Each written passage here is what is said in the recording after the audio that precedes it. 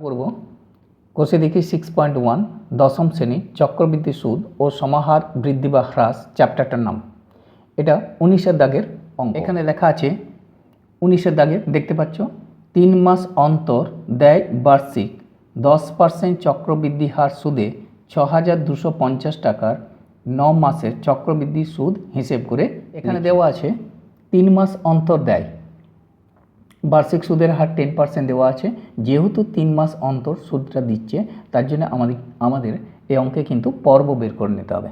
এর প্রথমে চলো লিখে নিই যে পর্ব অর্থাৎ বার্ষিক সুদের পর্ব। ঠিক আছে, তো লিখব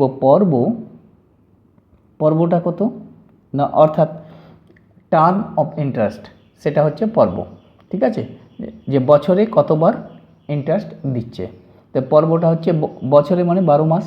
দেখো 12 মাসকে আমরা 3 মাস অন্তর দিচ্ছে, 3 দিয়ে ভাগ করে দেবো, 3 4 12, তাহলে 4, অর্থাৎ 4 বার, এক বছরে 4 বার ইন্টারেস্টটা দিচ্ছে।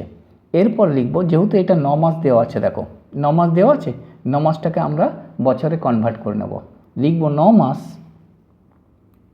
মাস সমান কত বছর বের করে নেব, 9/12, 3 3 9, 3 4 12, 3 4, এটা এখানে লিখে নেব বছর। এরপর দেখো বের করব চক্রবৃদ্ধি সুদে আসলে। কি ফর্মুলা দেব আমরা, দেখো লিখছি চক্রবৃদ্ধি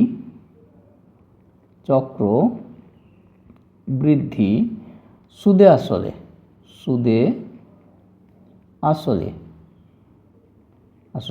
অনেকে বলে এটা সমমূল চক্রবৃদ্ধি, এটাই সমমূল চক্রবৃদ্ধি। আমি লিখলাম চক্রবৃদ্ধি সুদে আসলে, এটাকে লিখব এ যে ফর্মুলাটা একটু পাল্টে যাবে। কি লিখব আমরা, P × 1 + R বাই, যেহেতু পর্বটা 4 আছে এখানে লিখব 400। ঠিক আছে, আর এখানে লিখব n নয় 4n, এনে যে বছরটা যেমন 3 4 বছর আমরা এখানে বসিয়ে দেব।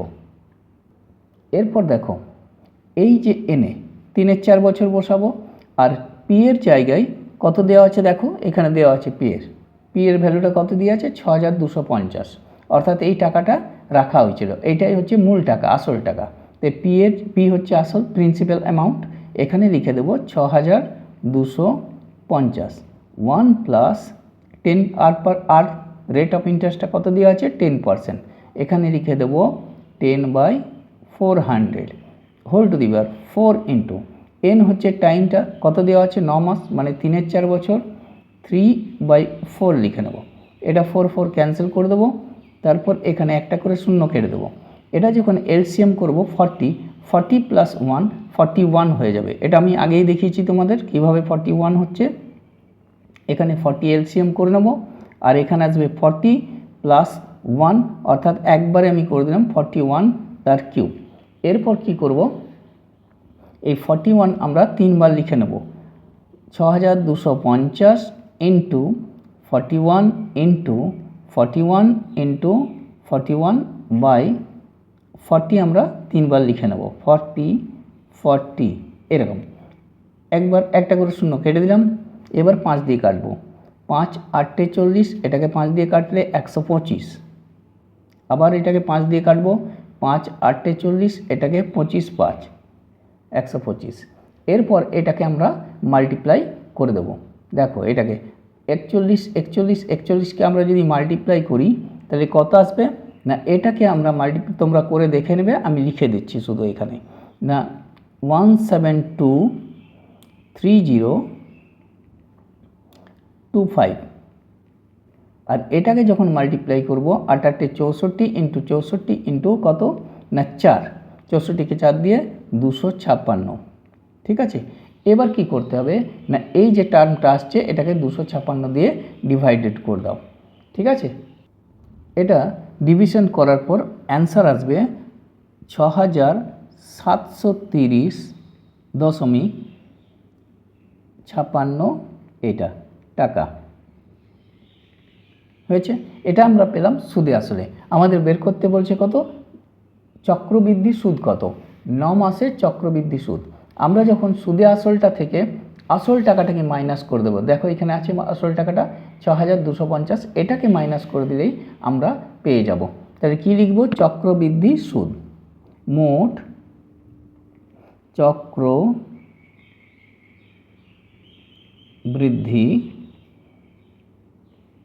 সুদ কত লিখব? না 6730.56, সেখান থেকে আমরা মাইনাস করব কত? 6250, 6250 এটা 00, এটা টাকা, এটা এখানে মাইনাস করে কি পাচ্ছি দেখো, এও 56, এটা পেলাম, এটা 0, 5 কততে 13 না 8, এটা হয়ে যাবে 3, 3 কততে 7 না 4, 7, 480 টাকা 56 পয়সা, অর্থাৎ 480.56 টাকা, এটাই অ্যান্সার। এখন প্রশ্ন হচ্ছে যে এই যে এটাকে ডিভিশন করে এটা পাওয়া গেছে, এটা কিভাবে ডিভিশন করবে? যদি এটা জানতে চাও তোমাদের দেখাচ্ছি। দেখো আমি 256 যে মাল্টিপলগুলো সেগুলো লিখে রেখেছি, 256 একে 256, 256 দিনে 512, এরকম করে আমি দেখো 9 পর্যন্ত লিখে রেখে দিয়েছি। ঠিক আছে, কত আসবে আমার এটা ভাগটা করতে সুবিধা হবে। 9 পর্যন্ত লিখেছি, দেখো 256 × 9 2304, এখানে দেখো ভাগ করছি।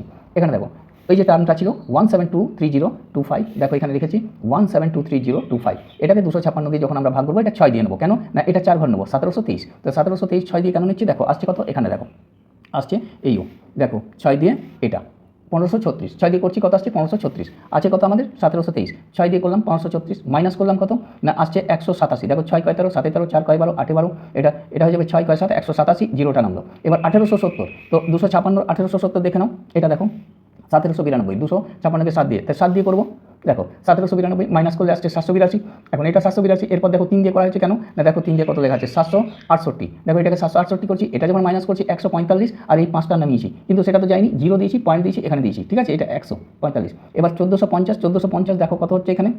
1024, 1280, এটা 1500 হয়ে যাচ্ছে, 1450 মানে 5, দেখো আমি এখানে 5 নিয়েছি এবং এটাকে লিখে দিয়েছি, 5 দিয়ে আসছে 1280, 1280, 170 আসবে এবং পয়েন্টের জন্য 0টা পাবো, তো 1700 আসছে, এটাকেও কত দিয়ে করছি না 1536, মানে এটাকেও 5 দিয়ে, এটাকেও এই 5 দিয়ে না 1536, মানে এটা 6 দিয়ে, দেখো 6 দিয়ে, ঠিক আছে, এও 1536 করছি, দিয়ে এরপর আসছে 164 আর পয়েন্টের জন্য 0, এরপর 1640 আসছে, এটাও 1506 দিয়ে আসবে, তো পরপর দেখো 3টে 6 আসছে, এই দুটো 6, 0.566 এরকম আসছে। আমরা পয়সার ঘর সবসময় ক ঘর নিই? 2 ঘর নিই, তাই জন্য এই পোর্শনটা যদি আমি বাদ দিতে চাই, তাহলে এটাকে আমরা কী করে দেবো? 1 ঘর বাড়িয়ে দেবো, অর্থাৎ 0.7 করে দিতে পারি, তো 0376, 6730 টাকা 57 পয়সা, ঠিক আছে। এখানে আমি এটা করেছি 6730 টাকা 56 পয়সা করেছি, এটা 57 পয়সা তোমরা করে দেবে। তাহলে বুঝতে পারছো যে এখানে যে এটা 3টে ডিজিট নিয়েছিলাম, এটা যদি 5-এর উপরে হয়ে যায়, 6 হয় 7 হয় বা 5 হয়, তাহলে এই ঘরটা 1 ঘর বেড়ে যায়, 0.57 হয়ে যাবে। তাহলে আমরা কত পেলাম? 6700, এটা লিখছি 6730.57। আমি কিন্তু এখানে দেখো লিখেছি 6730.57 লিখিনি, 56 লিখেছি, এটা তোমরা 57 করে দাও, ঠিক আছে, এটা 57 হয়েছে, এটাও কেউ করে দাও 57, তাহলে এখানে মাইনাসটা করে যেটা আসবে 57, তা কত এলো না 480.57 টাকা, এটাই অ্যান্সার, ঠিক আছে, এটা তোমরা বুঝতে পেরেছো। এরপর আমরা যাব নেক্সট কোশ্চেনে। দেখো আজ করব 20 দাগের অঙ্ক।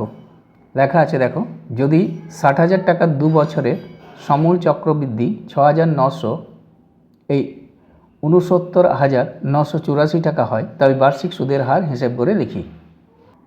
এখানে দেখো কোষে দেখি 6.1 দশম শ্রেণী চক্রবৃদ্ধি সুদ ও সমাহার বৃদ্ধি বা হ্রাস চ্যাপ্টারটার নাম।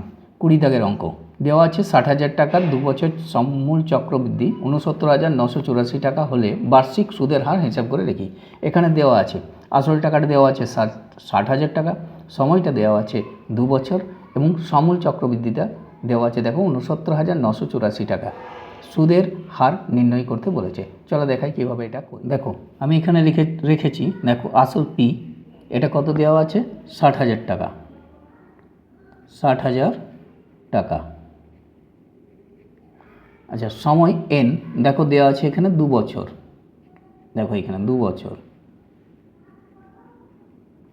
সমূল চক্রবৃদ্ধি এ, এটা দেখো দেওয়া আছে 69,984 টাকা, 69,984 টাকা। সুদের হার এটা আমরা বের করব, এটা জিজ্ঞাসা চিহ্ন। যে ফর্মুলাটা ব্যবহার করছি a is equal to p into 1 plus r by 100 whole to the power a n whole to the power n। এখানে a বলে দেওয়া আছে যে এটা সমমূল চক্রবৃদ্ধি, bটা আসল টাকা, rটা রেট অফ ইন্টারেস্ট আর nটা সময় 2 বছর। আমরা এই ফর্মুলার মধ্যে এটা বসিয়ে দেব।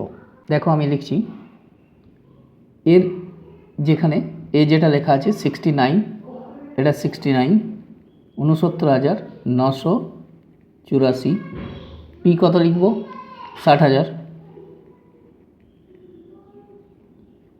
1 প্লাস আর বাই 100 হোল এনের জায়গায় 2 বসিয়ে দেবো। দেখো এখানে এটাই কী করব, এই 60,000টা নিচে নামিয়ে দেবো।